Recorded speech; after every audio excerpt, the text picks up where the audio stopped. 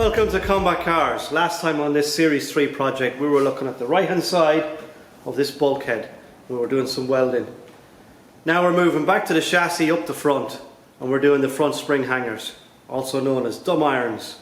So grab yourself a cup of tea, sit back, relax and enjoy. Hi, I'm Ross and you're watching Combatcars. And don't forget to like and subscribe. Moving on from the bulkhead now, and I want to concentrate on this front spring hanger, or dumb iron as they're called. You can see it's pretty badly rotted around the chassis end. The spring hanger itself is fine, and we're probably catching this in time, because what will happen here is this, it's quite badly corroded inside in here. That they're supposed to be reinforcing cylinders in here to stop this crushing when you hit the bumper. You see they're missing, they're rotten, well, missing, they're rotten out, and it's rotted from the inside out, which is normal. So I need to replace the chassis leg. Shock supports are fine. As you can see, it's heavily reinforced compared to a normal Series 3 chassis. This is a replacement part for that. And as you can see, this is a standard Series 3. A lot less metal there. So anyway, look, I know I want to remove all this spring hanger off this and just leave me with the chassis part. And then we'll see where I go from there. Alright, so the first thing I have to do anyway, jack it up, support the chassis on an axle stand, remove this wheel, disconnect the spring from the end here and from the axle so that the spring hangs down out of the way.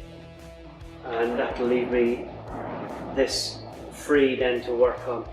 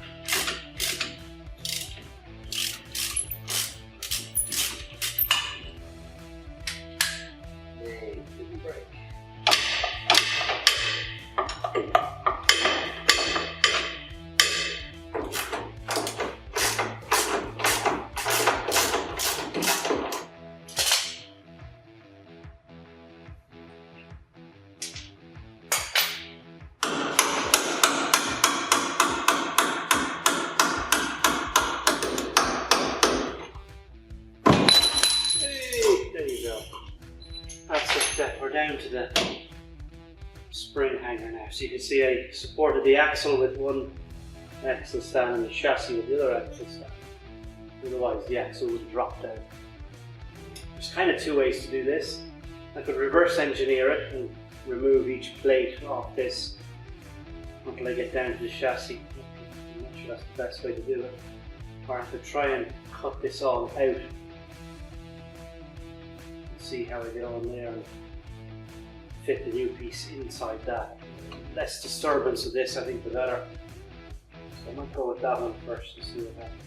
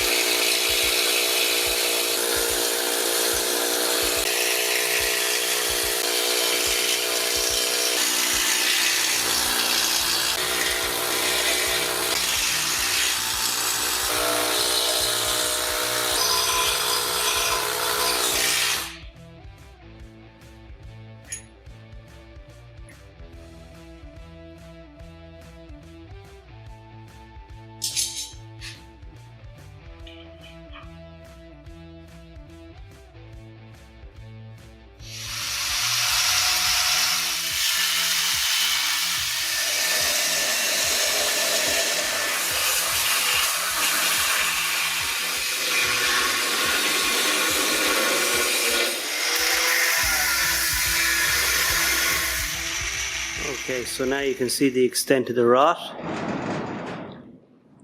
need to get it back past this point here at the bottom. So I've come back here. I'm probably going to have to cut down through the outside reinforcing as well to get below this point here. And then I'll have to weld those back up when I'm finished before I put in the other piece. So we'll see how that works out anyway. Okay. I was trying not to cut it off completely, but there was no way to get around it.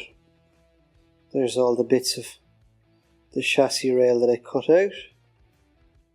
So there's the spring hanger, and the reason I had to cut it out because it was actually welded here and here. I couldn't get in at these part bits here to remove them, so I had to cut it out. So change of plan. I'm going to weld on the chassis rail first in the right place, hopefully, and then slot this up on it and weld it back in place. That's the theory. Okay, that's the spring hangers cut off our repair piece. I have to cut that to length now, line it up with that, and then weld it on.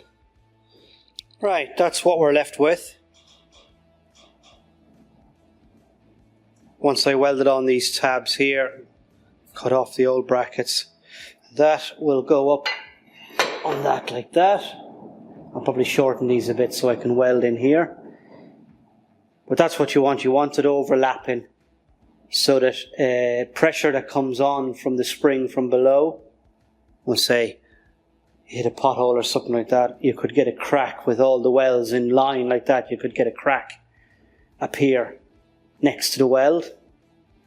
So that's why you want these overlapping. When I put on this bracket, I'll probably put a plate on overlapping there as well, just to make sure we don't get that crack. And then that will be better than new. Okay, here we are. So originally I only wanted to cut down as far as I had to remove the old chassis rail, but I couldn't get at the bottom here, so I had to cut it off completely. This is all I needed to replace. The chassis is all fine further back. You can see I've added a plate onto the top and a plate onto the bottom, which is similar to the way that they had their chassis rail, because they have a plate that extends back and is welded to here. But I've cleaned out the old chassis rail from this. So this is the spring hanger. Like I said before, it's a much heavier spring hanger than the standard Series 3s. So I'm going to offer this, well, I've offered up already. I've test fitted it already, but we'll offer it up now and get it ready for welding.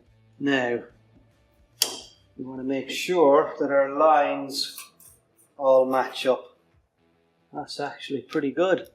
You can see here I removed a little piece of the metal there to account for the weld, so that it sat back to where it was supposed to be.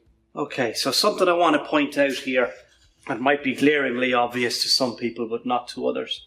Welding a straight line in this is usually not a good idea. When you're welding, we've welded this part here and we're going to be welding this plate here as well. And even though the weld is very strong, what will happen, the stresses that are acting on this spring hanger can cause a stress fracture to appear next to the weld. Trying to explain that a bit better. So you have your spring hanger, spring coming up to there, right? It's a leaf sprung vehicle, so you have 2 points where the springs are, front and back. So that when the spring compresses, it's forcing the spring hanger upwards and outwards. Now the shackle at the back does account for some of that, but that's generally, basically, in layman's terms, that's what's happening, and it's forces acting out and upwards. What that means for the weld, it means that the top of the weld is in compression because it's been forced like that. So this has been forced in at the top in compression, and tension at the bottom, so it's been stretched at the bottom. That's why a crack can appear here at the bottom then.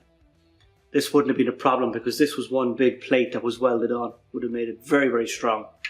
But we've compromised that by cutting it here. Now, we didn't really have a choice. So what I'll probably do is I'll weld on a plate, something like this, in addition to each side. And I'll probably put it down the bottom or close to the bottom here. And what that'll do is it'll interrupt where the stress crack will appear. So, or rather its root. It won't run up the weld. The weld is strong. It'll run up either side of the weld. So it'll run up the side of the weld and then it'll come to the bottom of this where this is welded on and it has nowhere to go then.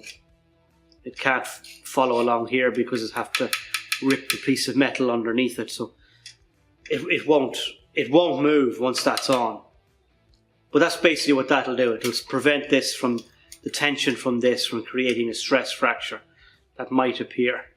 Now it probably won't appear anyway, but we're better off doing it and being safe than we are not doing it.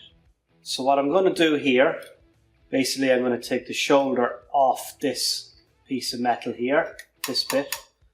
Take the shoulder off that so I have a trench. What I call V-shaped trench. And the idea then is I can run a root weld in here, nice and deep, and then I'll run a cap on that, which will cap off the two welds, and then I'll grind that down flush. Do the same on the other side, and then we'll be welding on this piece here. So let's get welding.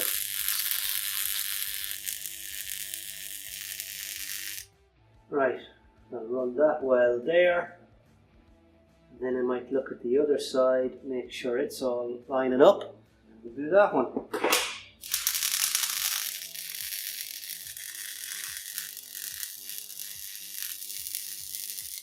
I'll dress them off now when I'm done.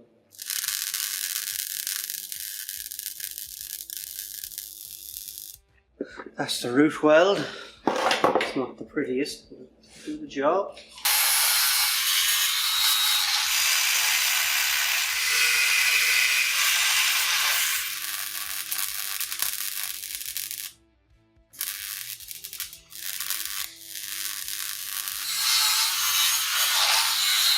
Okay, so I ran a root weld. I ran up the way with the root and I came down the way with the cap. That's why that's such a wide weld. It's not the prettiest of welds, but it is structurally sound. So I'm happy with that. I'm going to grind this down now flat, and that will allow us then to be able to weld on a plate. I have to be careful not to cover the chassis number.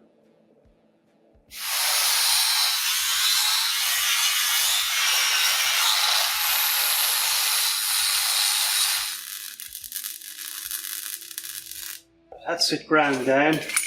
You can see there's a slight discrepancy between the height of this and the height of that.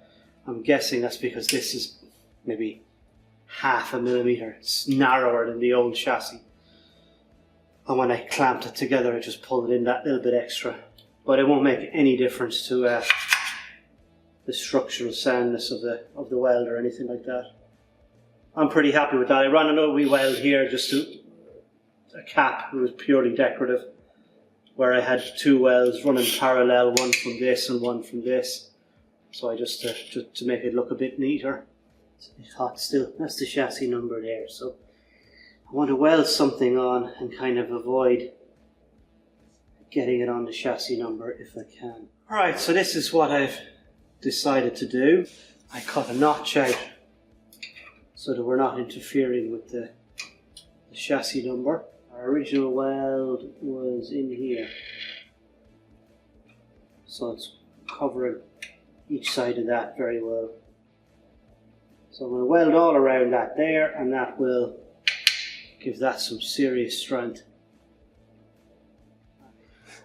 I am super happy with that now. That is a very structurally sound bit of welding. So there's our piece on there, welded all the way around. There's the original weld underneath. You can see it's right in the middle of that. And that, I think, will stop. I don't think, I know, will stop any stress fracture appearing there. So I'm delighted with that. Now I have to do the same on the other side. Alright, so we've gone from that to that.